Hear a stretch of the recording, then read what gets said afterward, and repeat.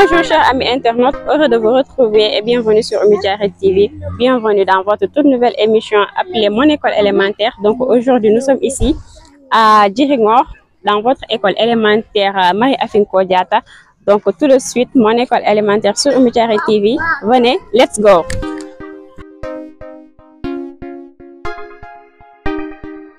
Oui, l'école Marie-Afine a été créée en 1982. Donc, à sa création, elle comptait une seule classe.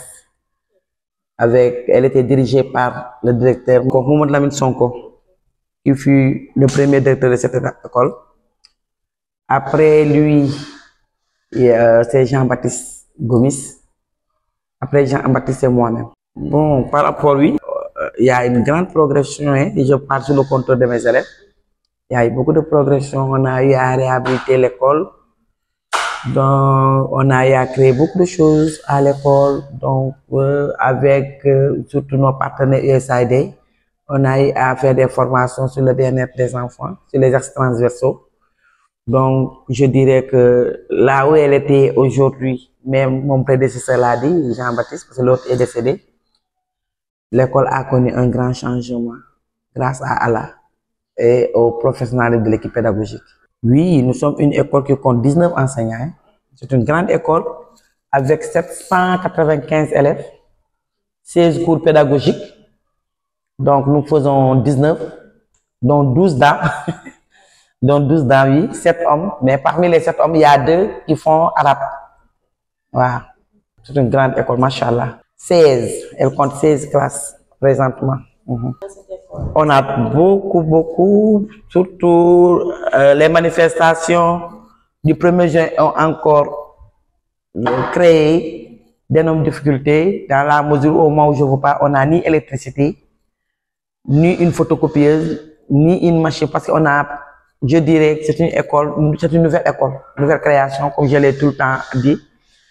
On peine même à se relever, pour te dire vrai, parce que tout a été réduit ensemble. Tout. Les élèves n'ont même pas de manuel pour apprendre. Faire des démarches. Oui, j'ai un CG très dynamique.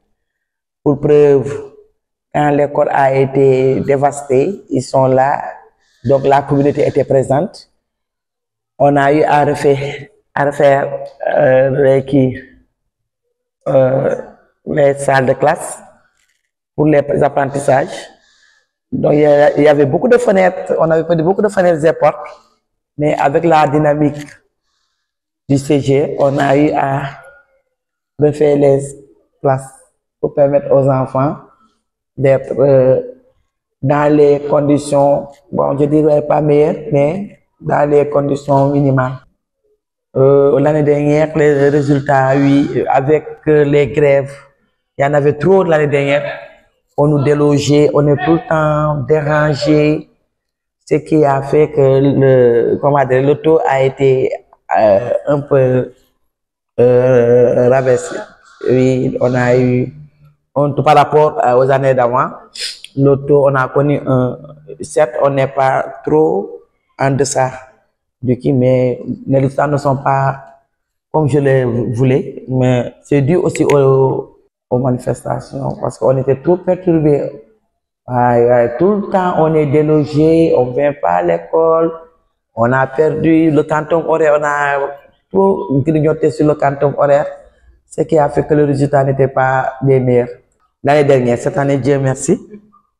Cette année, Dieu merci, mais juste hier, on est presque à la fin de l'année, il y a eu encore des manifestations des étudiants, qui a créé aujourd'hui, même il y a eu beaucoup d'élèves qui ne sont pas là, parce qu'ils ont eu à décréter par 96 heures, ils ont dit aux enfants de ne pas venir à l'école. Donc, on va faire le tour de classe, vous verrez avec moi qu'il y a eu un taux d'absence un peu élevé. Si, j'ai un appel, un cri de cœur d'ailleurs, pour appeler aux bonnes volontés de nous aider. Parce qu'une école qui fait presque 800 élèves, qui n'a pas de photocopieuse, qui n'a pas d'électricité, qui n'a pas de documentation, vous voyez ce que ça fait. Si réellement on veut avoir des résultats propres, de bons résultats, il nous faut avoir quand même le minimum. Et c'est quoi le minimum? Un élève qui n'a pas de manuel, un élève qui vraiment travaille dans des conditions très difficiles. Vous avez vu, il fait très chaud dans les salles de classe. Il n'y a pas ni de plafond, ni d'électricité. Travailler dans ces conditions, c'est trop alarmant. C'est très difficile.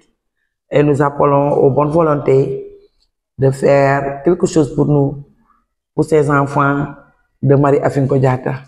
Non, parce que toutes les autorités étaient informées de la situation, hein, parce que l'école a été attaquée le 1er juin 2023.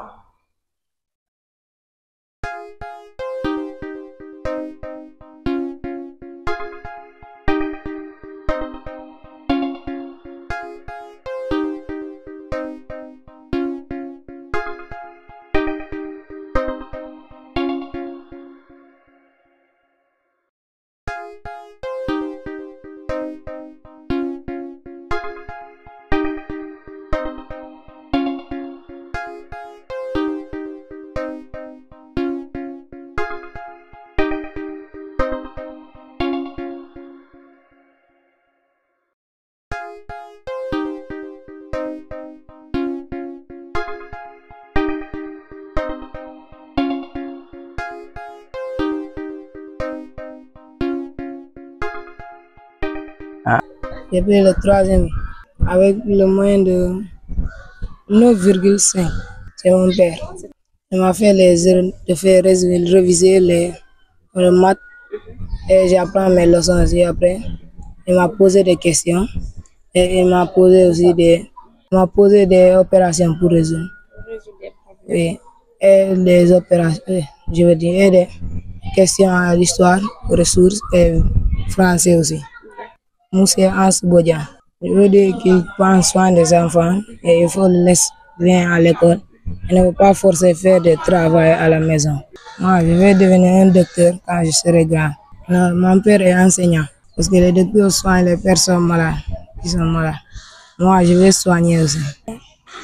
J'ai fait la classe de CM2A. J'ai pris la première du centre. On a donné seulement les points. 262. Elles m'aident à faire les maths, ressources, compétences, français, grammaire, vocabulaire, tout ce qui est nécessaire pour étudier. Il faut les laisser venir à l'école pour éduquer, pour avoir une bonne éducation et apprendre aussi pour avoir un métier et aider les enfants qui en ont besoin. Je veux devenir docteur pour aider les personnes qui sont malades et ouvrir un poste de santé pour diminuer les frais.